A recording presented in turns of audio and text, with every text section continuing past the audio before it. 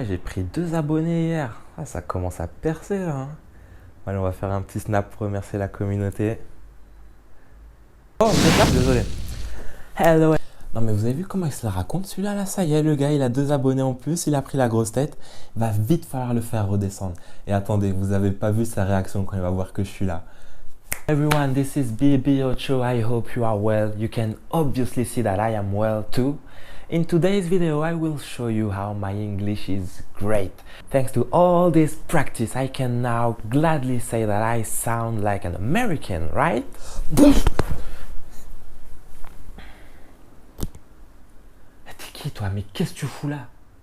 T'aurais pu faire tes contours en plus. Et vous, depuis tout à l'heure, vous le voyez et vous me dites rien. Qu'est-ce que tu fous là? Eh mais tu t'entends parler là? C'est quoi le titre de la vidéo? Bah écoute, dans la vidéo d'aujourd'hui, j'avais prévu d'expliquer aux abonnés comment améliorer son anglais rapidement en seulement 4 étapes, tu vois. Bah voilà, c'est pas écoutez-moi me la raconter parler en anglais pendant 5 minutes. J'espère vraiment que c'est la dernière fois que j'aurai interrompu une de tes vidéos comme ça. C'est vrai que t'as pas complètement tort. Laisse-moi juste une petite minute. Avant que je parte, genre c'est comme Joséphine Ange Gardien? Genre tu claques des doigts, tu peux faire apparaître n'importe quoi? C'est-à-dire si je te demande un truc là, tu peux me le faire apparaître?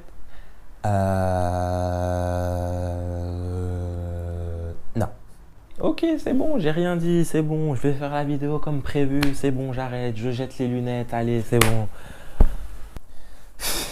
Ça y est, le mec il fait 2 vidéos, il se prend pour je sais pas qui là. Mais bon, mettez-lui quand même un petit pouce bleu, il le mérite, vraiment. Je vérifie qu'il n'est pas encore là, on sait jamais, vu que vous là on peut même pas vous faire confiance. Bon bah je vais devoir vous donner les conseils. Et conseil numéro 1, n'ayez pas peur du ridicule. Je sais, on a tous vécu ça en classe, à un moment où on devait parler à l'oral et on avait un accent complètement dégueulasse. Mais depuis que j'ai commencé à voyager un petit peu, je me suis rendu compte que le plus important, c'était pas l'accent, c'était de se faire comprendre. Et donc plutôt que d'essayer de parler comme tes stars américaines favorites, d'avoir le même accent, tu devrais plutôt te concentrer sur la prononciation. Et sache d'ailleurs qu'en général, les étrangers, ils aiment bien notre accent franglais. Étape numéro 2, prenez du plaisir en apprenant. Évidemment, vous progresserez en regardant vos films et vos séries préférées en anglais ou en lisant vos livres en anglais aussi, mais à condition d'avoir un visionnage et une lecture active.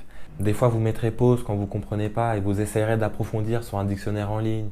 Bon, ce conseil-là, il parlait plutôt de la compréhension, mais pour moi, il y a un autre aspect qui est essentiel, c'est la pratique. Évidemment, voyager dans un pays anglophone est une bonne solution pour progresser rapidement, mais à condition d'avoir des conversations avec des locaux. Sinon, ça ne sert absolument à rien. Tu pourras rester 5 ans en Angleterre, si tu ne pratiques pas à l'oral, tu ne progresseras pas. Mais bon, voyager dans un pays anglophone n'est pas la seule solution. Je suis sûr que vous arriverez à vous montrer originaux pour développer vos compétences à l'oral. Par exemple, si vous êtes encore en cours, quand vous avez la possibilité de passer à l'oral, foncez. Je ne le faisais pas et croyez-moi, aujourd'hui je le regrette. Vous voulez savoir comment je faisais quand j'étais un peu plus jeune pour m'entraîner à l'oral? Allez, story time. Déjà, je regardais pas mal de séries en fait en version originale. Et ce que je faisais, c'est que mes scènes favorites, je les regardais plusieurs fois. Ça pouvait durer de 2 à 3 minutes jusqu'à ce que je les mémorise un petit peu. Et après, dans ma chambre, je les récitais à voix haute. Et croyez-moi que ça vous aidera à progresser. Mais comme je vous l'ai dit avant, il y a énormément de possibilités. Montrez-vous originaux. Et enfin, dernière étape, là par contre je suis désolé, mais il y aura une partie où il faudra bouquiner un petit peu pour apprendre quelques règles de grammaire, les verbes irréguliers et un peu de vocabulaire utile. Si je peux vous donner un conseil pour cette étape-là, c'est d'y aller progressivement.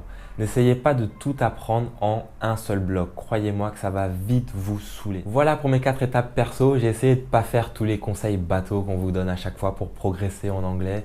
C'est des méthodes que j'ai appliquées et qui franchement m'ont fait progresser. Le plus important, c'est vraiment d'être patient. Vous ne deviendrez pas bilingue du jour au lendemain. Mais si vous appliquez ces étapes-là, croyez-moi que vous progresserez très vite. J'espère vraiment que cette vidéo vous aura plu. N'hésitez pas à vous abonner si vous voulez suivre l'aventure avec moi ici en Espagne. Je vous remercie et je vous dis à très bientôt. Peace!